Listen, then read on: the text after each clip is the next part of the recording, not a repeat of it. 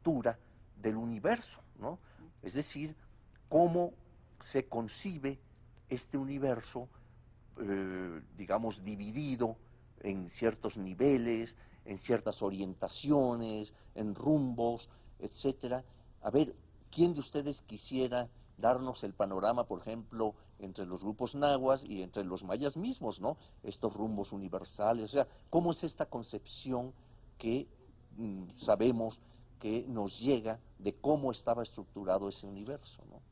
Bueno, yo tengo un especial interés en marcar la importancia de los puntos solsticiales, además de los otros rumbos del universo, y especificar que los mesoamericanos utilizaban este nombre de Naucampa, en el caso de los nahuas, que quiere decir los 4 rumbos, y que no quiere decir los puntos cardinales, y que yo creo que ese ha sido un error muy grave de muchísimos de nosotros, de tomar este término como los rumbos cardinales, o sea, norte, sur, este y oeste.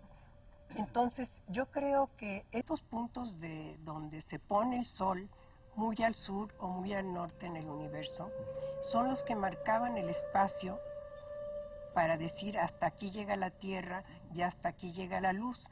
Y eso lo tomo también un poco comparándolo con otras civilizaciones del mundo, como por ejemplo los chinos, que dicen que llegando a determinado lugar, si se seguían, se perdía el sol, ¿no? Entonces tenía que haber determinado objeto o un ser que que detuviera el sol para que hasta ahí llegara.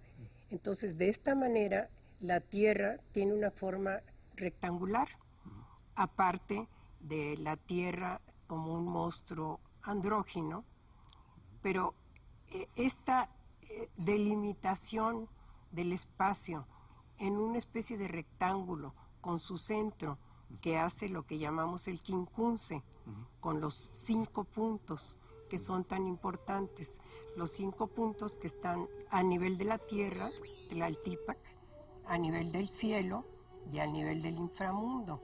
Son 3 niveles, digamos. Son los 3 niveles, y esto hace 4, 5 y 4 son el número 13, que es tan importante en la cosmovisión mesoamericana.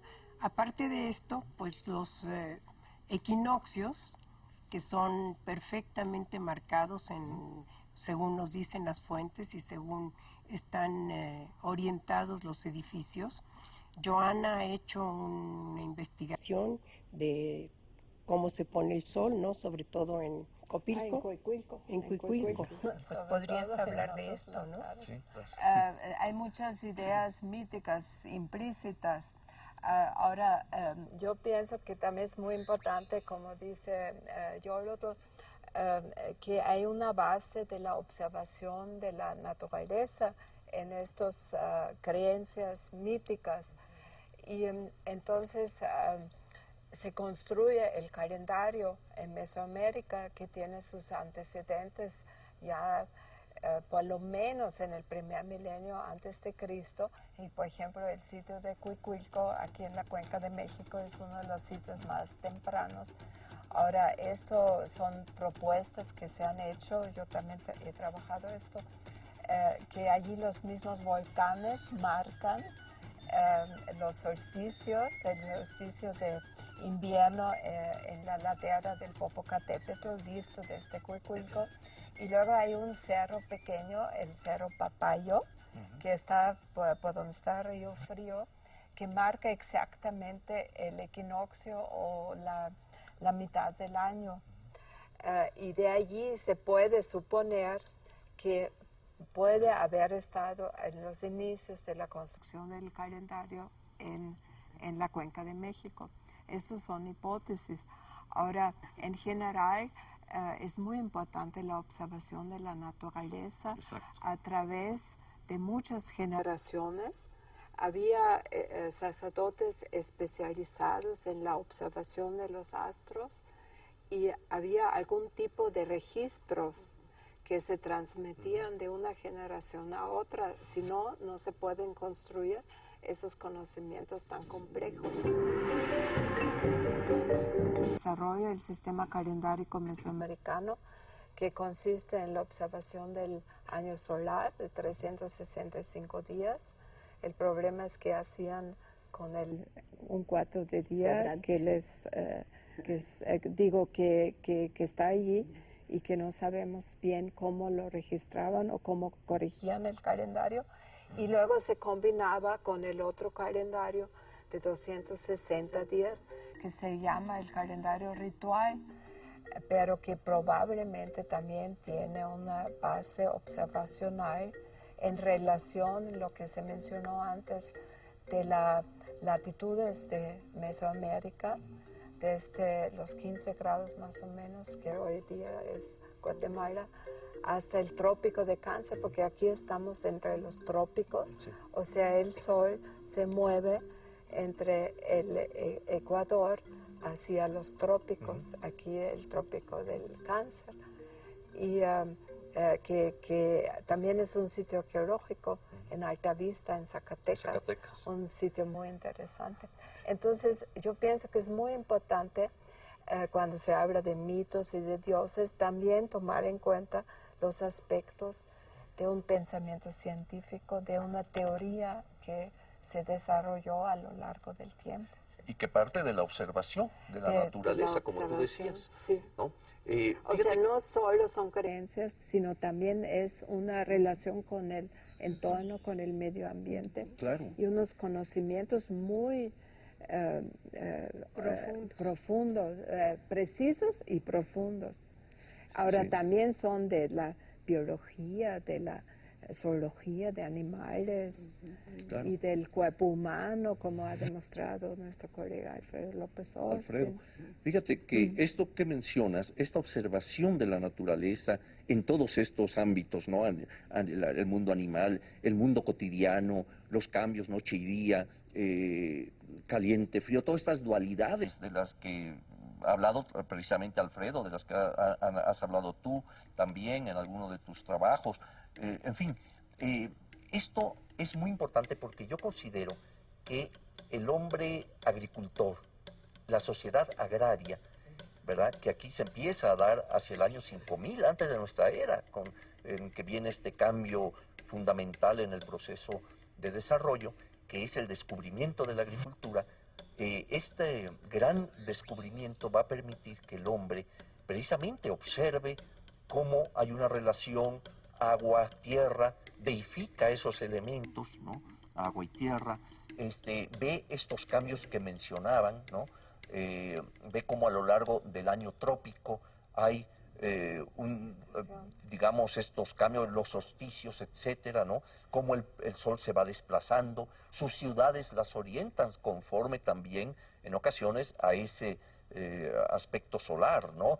Con sus edificios principales viendo hacia el poniente, el caso de la pirámide del Sol o de los templos de Tenayuca, Tenochtitlan, Tlatelolco, etcétera.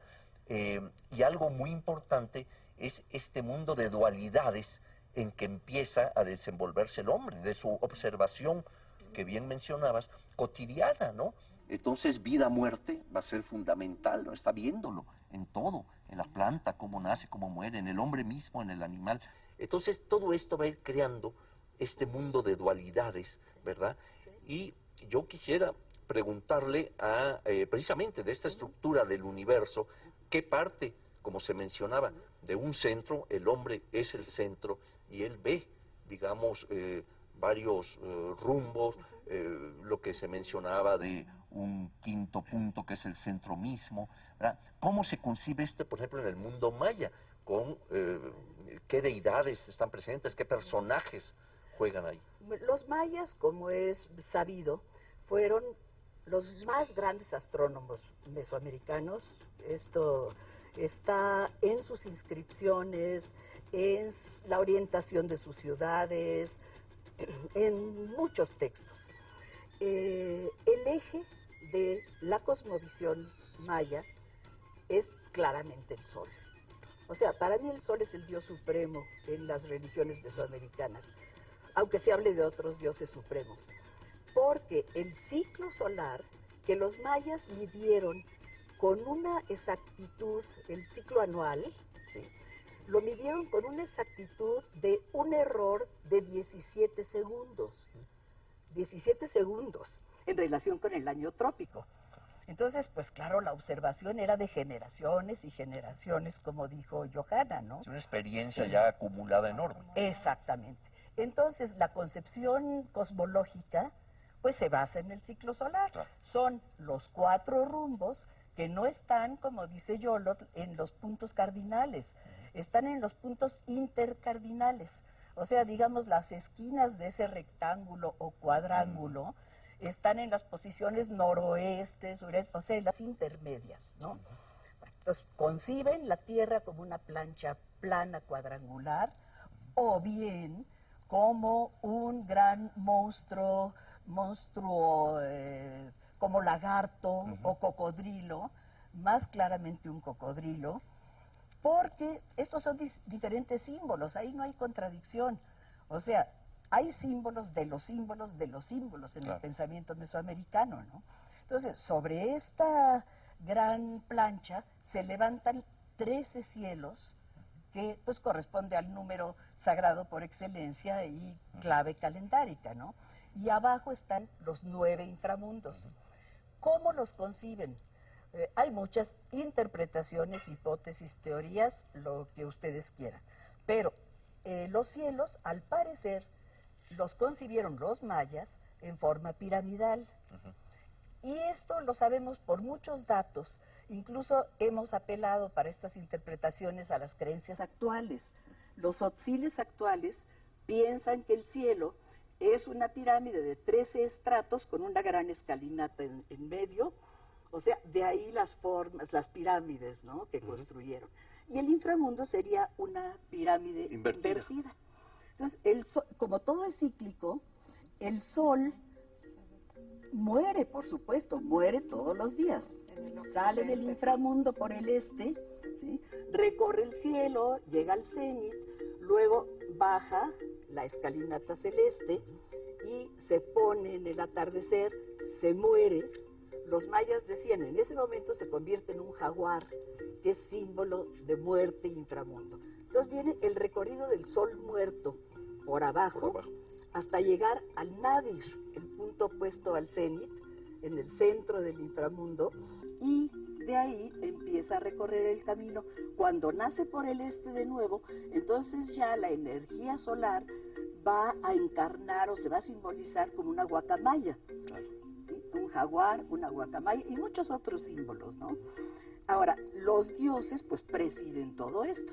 El dios supremo está en el último estrato del cielo, es el dios celeste, que tiene muchas connotaciones solares también, es el sol, pero en forma de un gran dragón bicéfalo, por ejemplo, su forma animal. Yo digo, las formas animales, las formas geométricas, todas coinciden, ¿no? Entonces, el gran dragón de 2 cabezas celeste. ¿Sí? Y en el inframundo, pues está el dios de la muerte, que curiosamente lo imaginan como un esqueleto humano. Por eso hablaba yo de un antropocentrismo en ese pensamiento, ¿no? Un esqueleto humano, pero con ojos, o sea, vivo, pero descarnado. O sea, el dios de la muerte está vivo y muerto. Y ahí voy a lo de la dualidad.